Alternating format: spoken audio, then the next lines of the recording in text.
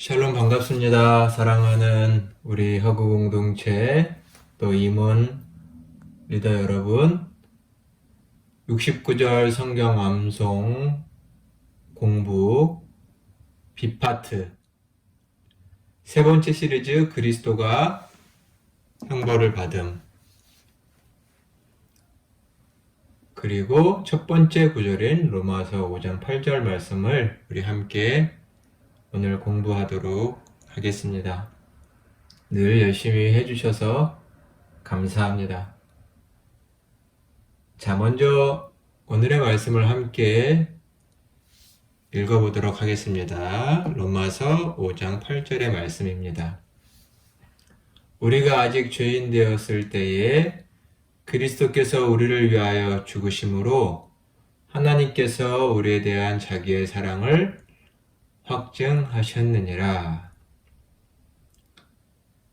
그리스도를 전파함이라는 주제에서 첫 번째, 모든 사람이 죄를 범함 배웠었죠. 그리고 죄의 형벌이라는 주제도 배웠습니다. 이어지는 주제는 그리스도가 형벌을 받으셨다. 우리를 대신해서 형벌을 받으셨다.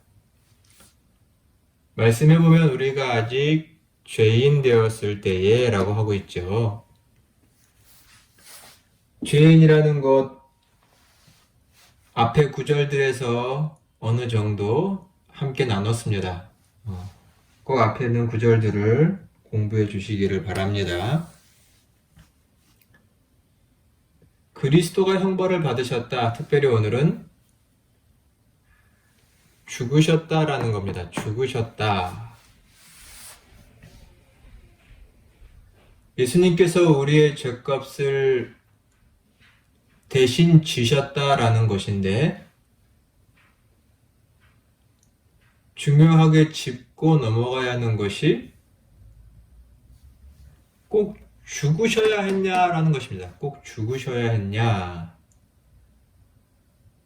죽음이라는 방법 외에는 다른 속죄의 방법, 성령의 방법은 없는 것이냐라는 것을 오늘 구약의 말씀들을 조금 나누면서 해야 될 것 같습니다.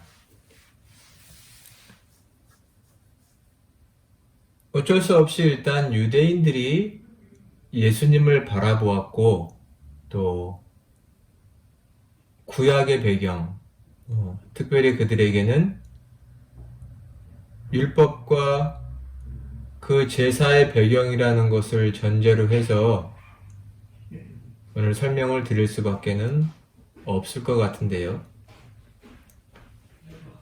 먼저는 이 구약 성서에서 제사라는 제도가 있었고, 이 제사라는 제도를 통해서 그들은 하나님과 화목했고, 하나님과 화해했다라는 이 성서적인 원리, 또 하나님이 제정하신 이런 방법들, 이러한 것들을 전제로 해서 신약성서에서는, 신약성서의 유대인들은 예수님을 그러한 제사와 연관시켜서 신앙 고백을 했다는 것을 저희가 오늘 나눠야 합니다. 일단 구약성서 시대에 제사를 드린 목적이 있지요. 이 제사라는 것은 단순히 유대인들만 드렸다기보다는 그 당시 여러 민족들도 제사를 드렸다고 할 수 있습니다. 그들의 신에게, 또 유대인들에게는 여호와 하나님께 제사를 드렸죠. 일단 제사를 드리는 목적은 유대인들은 하나님을 향한 그들의 경의를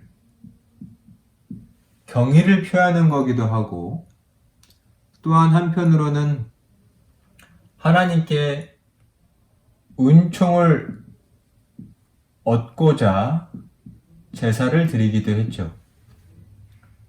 또 다른 이유로는 그들이 당하고 있는 공경과 형벌, 하나님으로부터 심판받고 있다고 느낄 때 그 심판에서, 형벌에서 벗어나고자 할 때도 그들은 제사를 드렸습니다. 이러한 여러 가지 이유로 제사를 드렸고, 상황에 따라 다양한 제사가 있었다라는 것이 되겠죠. 그리고 이 제사들은 레위기서에 가장 잘 나오지만 일단은 오늘 모든 제사들을 다 살펴볼 시간은 되지 않으니까 개략적으로 말씀을 드려보면 이 제사는 형식적으로 구분이 되는데, 일단 피, 즉 동물을 죽이면 피가 생기죠. 제물을 잡아 죽이면 피가 있습니다. 그러니까 피가 없는 제사가 있고 피가 있는 제사 두 개로 나눠볼 수가 있습니다. 구분을 하자면 피가 없는 제사란, 예를 들면 우리가 잘 알 수 있는 거죠. 과일, 포도주, 그 다음 기름, 이 기름이란 주로 식물의 기름을 말합니다. 곡물을 짜서 나오는 기름들이겠죠. 또 빵, 이런 것들을 제물로 드리는 피 없는 제사가 있었고, 동물을 잡아 바치는, 죽여서 바치는, 즉 죽이기 때문에 피가 있죠. 피가 있는 제사들이 있습니다. 이런 것들은 주로 소와 송아지, 양, 염소, 비둘기, 이런 것들을 잡아다가 죽이는 제사가 있었습니다.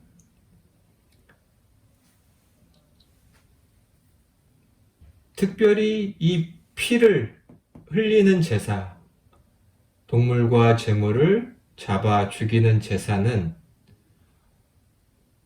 레위기서에 보면 여러 제사가 있습니다. 가장 대표적인 번제, 속죄제, 화목제, 속건제 등등 여러 제사가 있지만, 특별히 예수님이 죽으셔야 했다는 이유를 살펴볼 때, 또 제사라는 이 규례를 통해서 살펴볼 때 저희가 두 가지의 제사를 생각해 볼 수 있습니다. 첫 번째는 속죄제라는 것, 즉 속죄, 죄를 속한다, 죄의 값을 대신 치른다 라는 개념으로서의 속죄제 개념.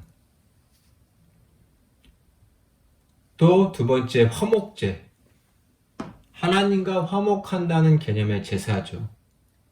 이 두 가지 제사를 예수님의 죽으심과 함께 생각해 볼 수 있고, 이런 제사의 개념 속에서 예수님은 결국 우리 모두의 죄를 대신 지신 속죄양, 화목제물로서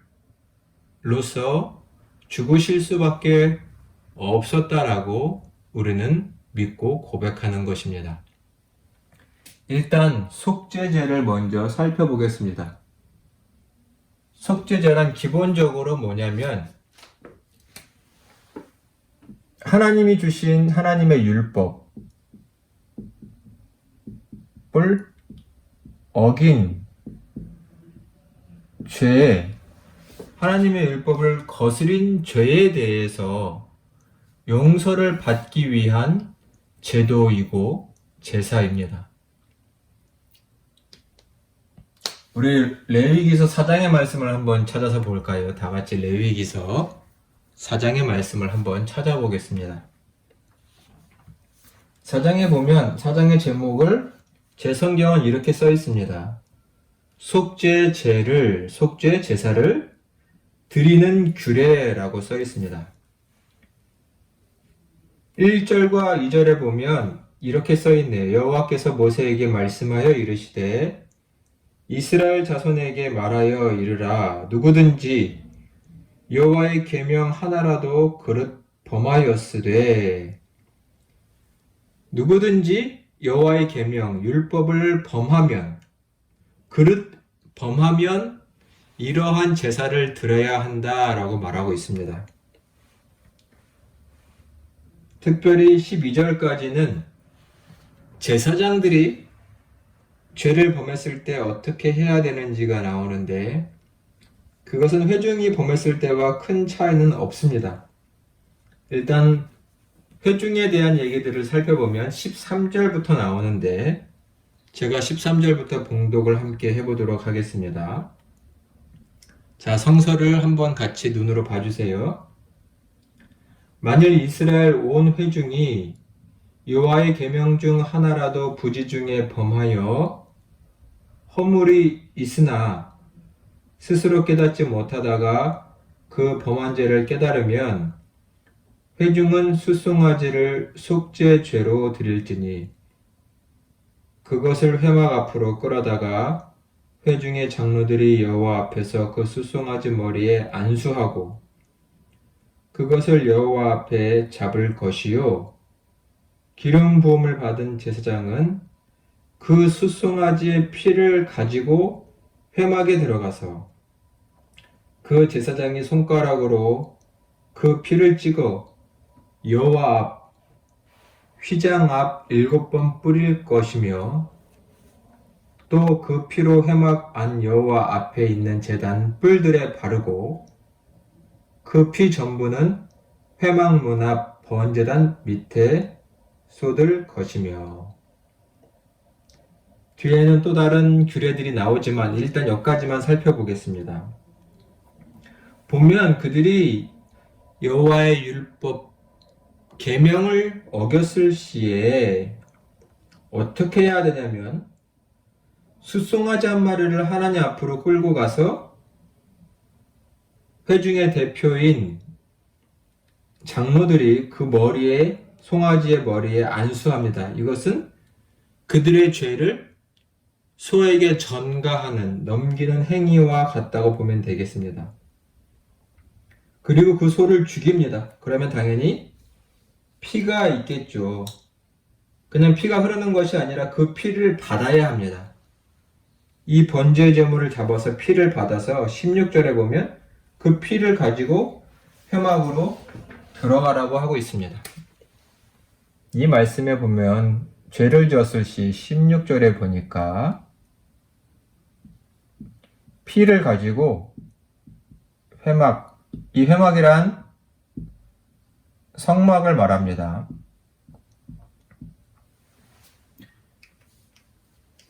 들어가서 즉 이 피를 바치는 것을 말합니다. 피를 말씀해 보니 피를 뿌리기도 하고 또 뿔에다가 향단 있는 뿔에다가 바르기도 하고 그리고 번제단 밑에 다 쏟아 붓기도 합니다. 특별히 피에 대한 예식이 있다는 것을, 의식이 있다는 것을 중요하게 생각을 해야 합니다. 피를 뿌린다. 성서에서 피는 생명을 말합니다. 동물의 생명. 피에 생명이 있다라고 성서 곳곳에 말을 하고 있고 피를 흘리는 것은 곧 생명을 죽이는 것이라고 말을 하고 있죠. 즉 율법을 범한 회중이 죽어야 하나 하나님의 용서의 방법은 사람을 죽이는 것이 아니라 대신 제물을, 동물을 죽임으로 그 죄값을 동물이 치르게 한 것이고 하나님의 용서의 방법을 세우신 거죠. 중요한 건 피를 흘리게 했다라는 것입니다. 이러한 제사의 방법에 견해서 우리 주님께서는 속죄의 제물로 죽으셨다라고 우리가 고백을 하는 것이고 초대교회가 그렇게 생각을 하는 것이죠.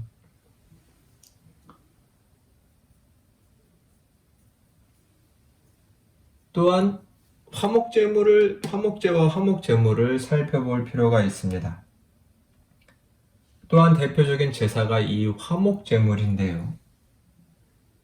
일단 오늘 목사님이 준비한 이 하나의 말씀 로마서 3장 25절 말씀을 먼저 한번 읽어보고 화목제물에 대한 얘기를 계속 나눠보도록 해보겠습니다. 같이 봉독하겠습니다. 이 예수를 하나님이 그의 피로써 믿음으로 말미암는 화목제물로 세우셨으니 이는 하나님께서 길이 참으시는 중에 지은 죄를 간과하심으로 자기의 의로우심을 나타내려 하심이니. 아멘. 여기 보면 목사님이 줄을 쳐놨죠.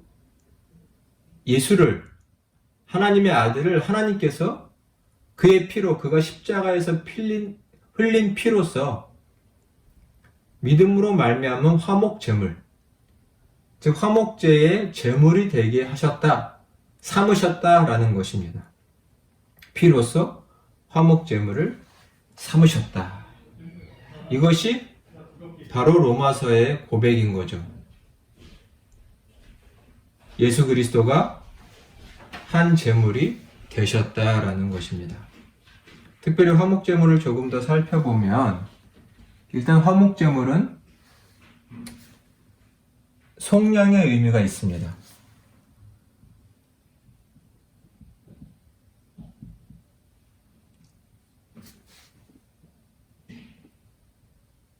죄로 말미암아 하나님과 멀어진 인간, 그 사이에 값을 치름으로 화해되는 것이죠. 특별히 화목제에서 중요한 것은 무엇이냐면 이 앞에 거와 다른 것이 하나 있다면 일단 여기서도 동물을 잡아 죽이기 때문에 피를 흘리게 됩니다. 여기서도 피가 나오죠.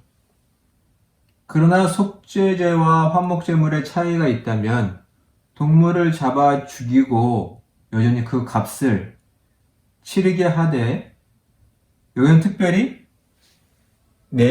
동물의 내장은 불태우고 그 고기가 있는데 당연히 동물을 잡으면 고기가 있겠죠. 그 고기는 제사의 식사가 있습니다. 여기서는 제사의 식사 시에 가족이나 그 동물을 드리는 가족이나 회중이 함께 먹게 됩니다. 이 고기를 먹는 의식이 무엇이냐면 바로 이 고기를 먹는 식사를 통해서 하나님과 사람이 다시금 교제한다. 즉 이것이 화목을 말하는 거죠. 이 제사의 식사를 통해서 하나님이 그 자리에 함께 하시고 사람이 하나님과 교제하고 화목하게 되었다는 것을 의미하는 제사가 특별히 이 화목제사의 특징이기도 합니다. 중요한 건 둘 다 피를 흘리는 제물을 죽이는 제사라는 것입니다. 그리고 그것을 통해서 하나님과의 화목이 이루어졌다. 지금 복음, 예수님, 즉 이러한 화목을 이루셨다라고 말하고 있는 것입니다. 그래서 오늘 로마서 5장의 말씀, 또 방금 살펴본 3장의 말씀도 바로 그것을 가르쳐주고 있죠. 히브리서 말씀을 한번 찾아볼까요? 히브리서 13장 12절의 말씀입니다. 히브리서 13장 12절의 말씀을 한번 같이 찾아서 봉독을 해보도록 하겠습니다.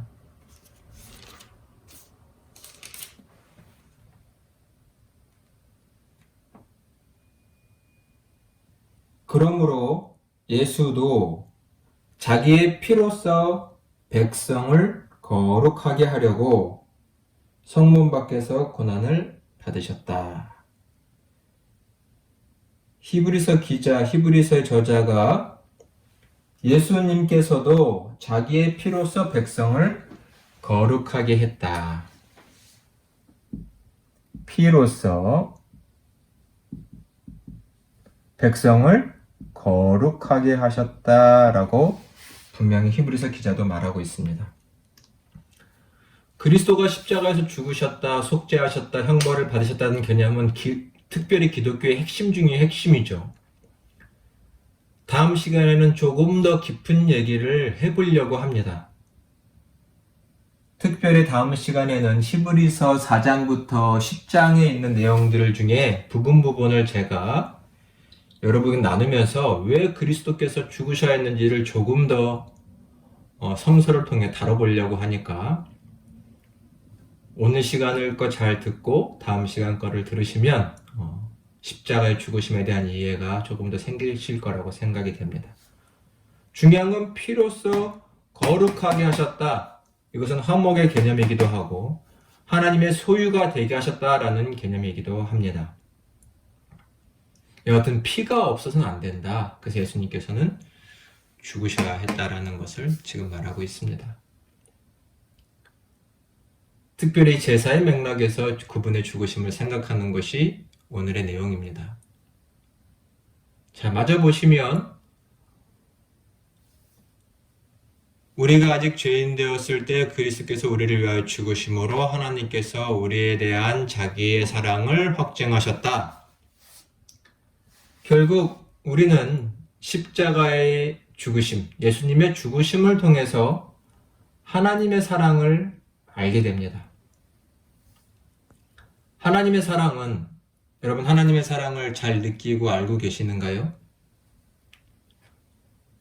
물론 신앙인은 체험을 할 수밖에 없고 체험을 해야 하지만 일단 이 사랑의 가장 근원적인 차원은 인간의 개인적인 감정, 즉 주관적이어서는 안 되고 오히려 이 사랑에 대한 확인은 어디서 돼야 될까요? 바로 예수님의 십자가 그 죽음에서 우리는 늘 이 사랑을 확신하고 확인하며 살아야 합니다. 왜요? 이것은 변함없는, 변하지 않는 사실이고 진리이기 때문입니다.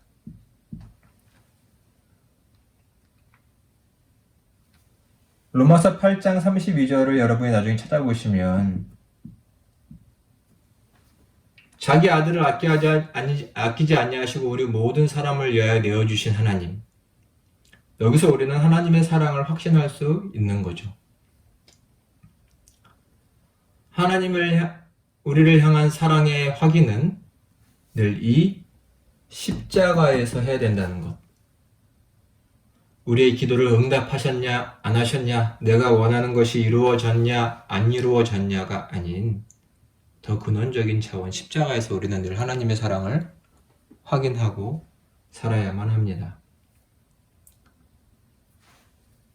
우리는 이 하나님의 사랑에 대한 응답이 필요합니다. 응답. 로마서 12장 1절. 우리 이미 암송한 말씀입니다. 여러분 다 암송하고 계시죠?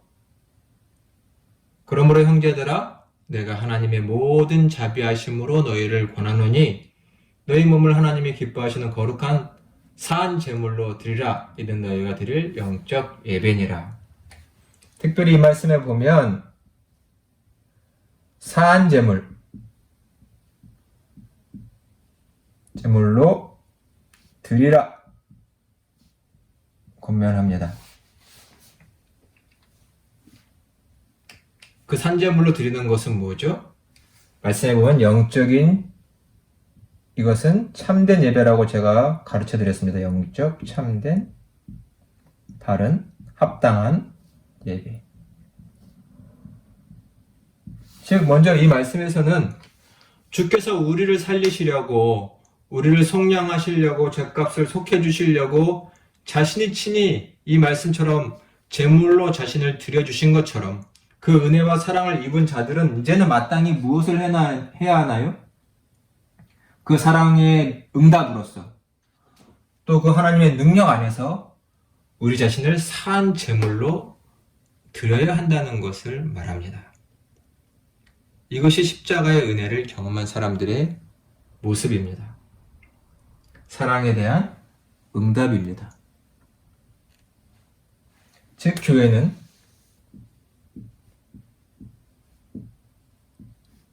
삶 전체를 하나님께 드려서 하나님의 소유인 것을 증거해야 하는 것입니다. 나는 하나님의 것입니다. 그리스도의 보혈로 값주고 사신 존재라는 것을 자기의 삶을 들여서 보여야 하는 것입니다. 증거해야 하는 것이죠. 주께서 우리를 살리려 죽음으로 해주셨는데 마땅히 우리의 삶을 드리는 것이 당연합니다. 이렇게 살아가는 사람들을 당연히 그리스도인이라고 말하는 것이죠. 오늘은 그리스도가 형벌을 받으셨다는 것을 제사의 개념을 통해서 한번 살펴보았습니다. 다음 시간에도 비슷한 맥락에서 나눌 것인데 히브리서 말씀을 4장부터 10장까지의 말씀을 여러분이 미리 읽어두시면 다음 시간이 더 유익할 거라고 생각이 됩니다. 오늘은 복습을 하고 마쳐보겠습니다. 일단 예수님의 죽으심, 그리스도께서 우리를 위하여 죽으셨다고 하는데 왜 꼭 죽음이어야 하느냐라는 말인데 왜 꼭 죽음이어야 하느냐? 이것은 제사라는 구약의 제사라는 제다 속에서 생각해 볼 수 있습니다. 특별히 제사는 피가 없는 제사가 있고 있는 제사가 있습니다. 피가 있는 제사, 즉 동물을 잡아 죽이는 제사죠. 오늘은 특별히 속죄제와 화목제 두 가지를 살펴봤습니다. 둘 다 동물을 잡아 죽여야만 하는 제사입니다. 피를 흘려야 하는 제사죠. 특별히 이 피를 흘림으로 말미암아 회막에다가 그 피를 가지고 감으로 말미암아 그 동물이 우리 대신에 결국 생명의 값을 치렀다는 것이 드러나는 겁니다. 피는 생명이기 때문이죠. 특별히 화목제물에서도 피를 흘리고 동물을 죽이지만 강조되는 것 중에 하나는 무엇이냐면 제사의 식사가 있다는 것입니다. 이 식사를 통해서 사람과 하나님은 화목하고 친교하게 됩니다. 이 제사 등을 통해서 결국 예수님이 우리 죄를 위해서 죽으신 것은 하나님과 우리 사이에 화목을 이루셨고 속죄를 이루셨다는 것을 보여주는 중요한 것입니다. 나중에 여러분 기회가 될 때 이 두 제사의 개념을 더 깊이 성서를 통해서 이해하시면 좋겠습니다. 이런 예수 그리스도의 속량과 속죄, 대신 죽으심을 경험한 사람들은 반드시 그 사랑에 응답해야 되는데요. 먼저는 하나님의 사랑은 어디서 확인하나요? 주관적인 것이 아니라 이 십자가에서만 이 하나님의 변함없는 사랑을 확인하고 그 사랑이 흔들리지 않을 수 있습니다. 십자가, 자기 아들을 죽이신 하나님의 사랑, 자기를 내주신 예수 그리스도의 사랑은 이 십자가 안에서만 변하지 않게 나타납니다. 그래서 진리, 변하지 않죠. 늘 우리 속에 이 십자가에서 나타난 하나님의 사랑이 우리 내면에, 영혼에 늘 살아있기를 소망합니다. 그 사람들은 응답해야 합니다. 어떻게 응답해야 할까요? 자기를 사한 제물로 드려야 합니다. 교회는 반드시 삶 전체를 자기의 모든 것을 주께 드려 우리가 그분의 소유라는 것을, 그분의 것이라는 것을 드러내며 사는 것입니다. 십자가의 큰 은혜를 경험한 자들답게 살아가기를 간절히 소망합니다. 사랑하는 여러분, 지금까지 잘 들어주셔서 감사합니다. 우리 다음 시간에 뵙도록 하겠습니다. 샬롬.